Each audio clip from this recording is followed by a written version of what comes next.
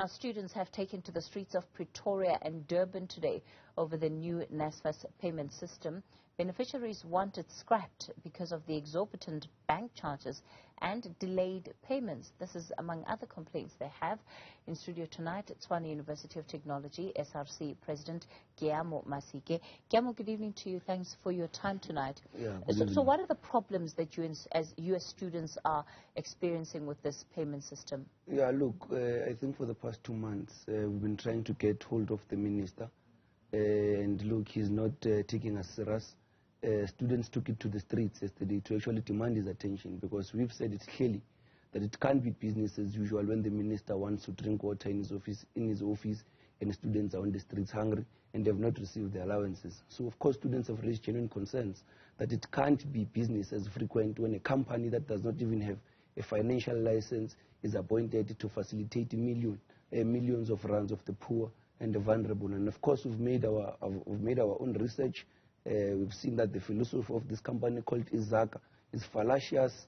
It suffers of countless loop cracks, glitches, technical difficulties, making it very difficult for our students to receive their allowances. And initially and traditionally, of course, on the 1st of every month, students are supposed to receive their allowances. And I can tell you now in good faith, many of our students are home hungry and have not received their allowances. So the problem that you are raising, does it have to do with the fact that NSFAS, we know, just in the last month, so I can say 6 weeks, has started what it describes as the defunding of certain students, because, at least according to its own version, these students no longer qualify to receive financial aid? No, look, we've said it, we've cited it clearly, that NSFAS can't use a blanket approach in assuming that who qualifies for funding, who's eligible for funding, and who's not eligible for funding. And I think the reason why we've pleaded for exemption was precisely because we were conscious of the fact that the implementation process of this system, if it is implemented currently on the ongoing academic project, it is going to give us issues. And I can tell you now, it has caused a crisis and a havoc across all universities in our country. And of course, we're still saying it down that, look, NSFAS must provide clear facts, they must provide proof that indeed these students are not eligible for funding. So you still haven't gotten satisfactory answers from NSFAS on the issue of the defunded students? That's still an outstanding matter. It's still an outstanding matter because they don't want to be held accountable. And I've cited it before that we had a discussion with NSFAS where we had clarity-seeking questions that pertain to that matter.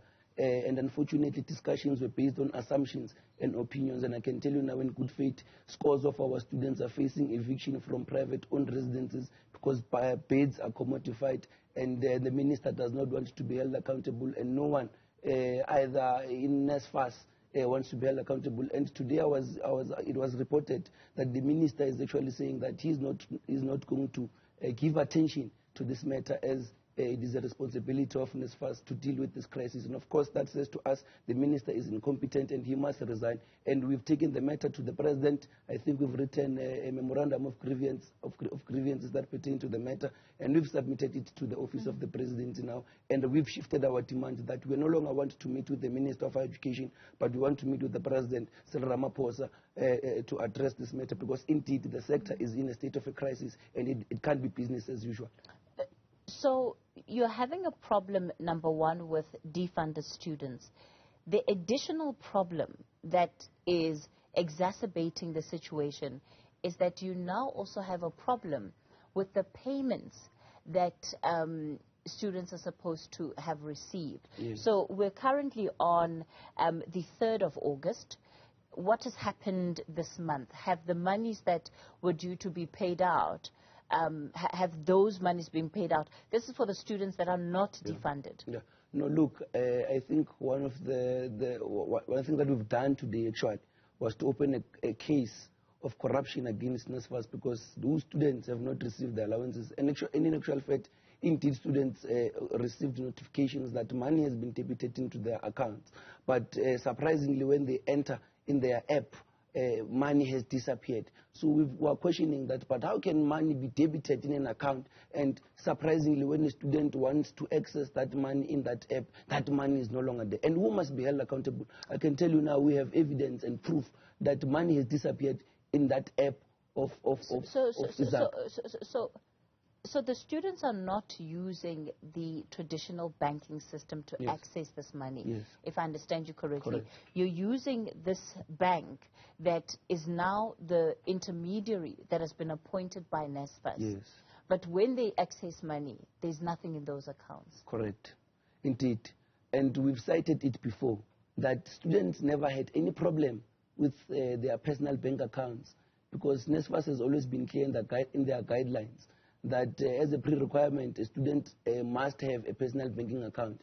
And I can tell you in good faith, banks are not implicated in the process. Universities are implicated, and maybe perhaps those are some of the grounds that NSFAS is trying to use to justify this money laundering, this heist, this daily heist that they're trying to achieve with the money of the poor. Who are the accounts managers of these bank accounts? Because any account that you have with any financial institution, you know, there should be an accounts manager who's able to explain the transaction history of that account. What are they saying? It's Saud Ali and Ismail Ali.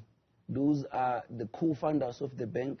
The bank was registered 2 weeks ago, 2017, precisely because of this tender.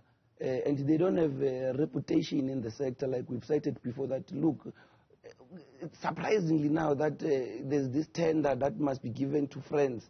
These banks are established. And why would, because I can tell you now, those banks that you're speaking of, personal banks that students were initially using for those allowances, applied for the very same tender. And we've said it that, no, look, these are credible banks. They have a reputation in the sector. And we've seen them that indeed students have never experienced any problems with regards to their Capitex and so forth and so on. By the way, students have been always been happy with using those banks. But now a company is just registered 2 weeks ago, and the minister and his friend, the CEO, Andile Nongongo of NSFAS, they want to appoint their friends. So this is a friends like this type of a show, and unfortunately the poor of the poorest are suffering in the process. And like we've cited, like, look, we've never had any problem. We've never been obsessed on who gives our students money, whether it's Bank A, whether it's Bank B, whatever. But as long as our students receive money, we're more than happy. And there are no people from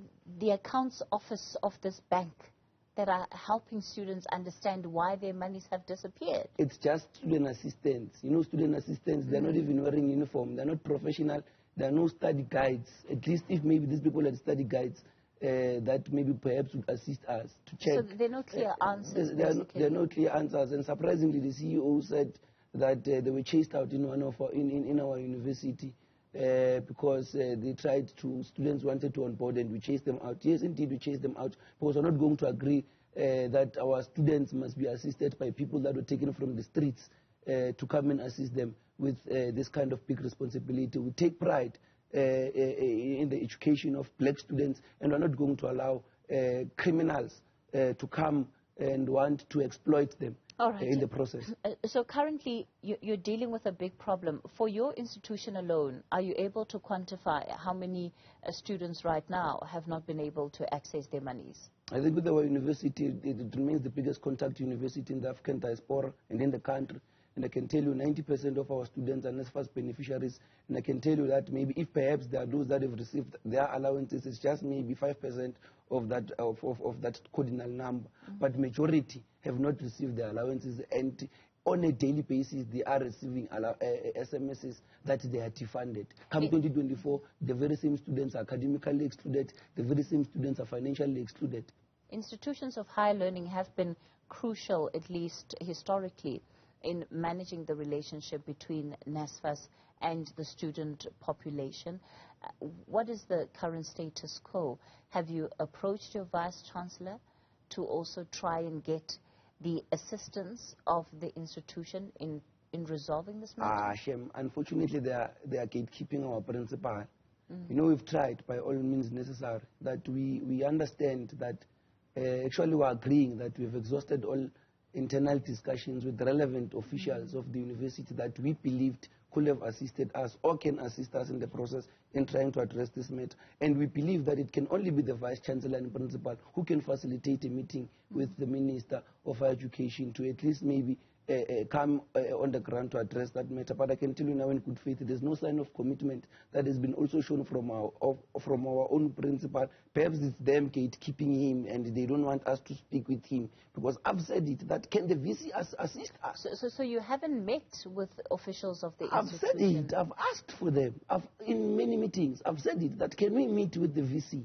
Can we meet with the VC? Can the VC assist us with a meeting with the minister? Because we believe that it can only be the principal that can assist us in that process. And I can tell you now, there's no sign of communication, whether the VC has met with the minister or the VC has actually assisted us in getting that meeting. What position is this leaving you as students in? We're very frustrated, unfortunately, and it is saddening because majority of the students that are affected are the marginalized students that come from the poorest backgrounds, the very same students that depend on this money to buy food, to buy essentials, and to have a dignified standard of living, perhaps in an institution of higher learning.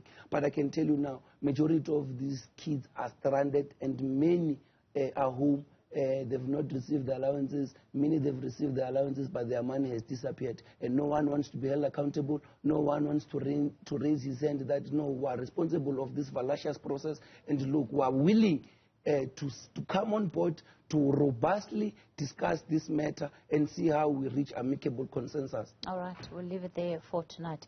An incredibly concerning situation. Keamo Masike there, he is the Tshwane University of Technology's SRC president. I will certainly reach out to the affected institutions, including NSFAS, to hear what they have to say about the scale of this problem and, most importantly, how they will be fixing it.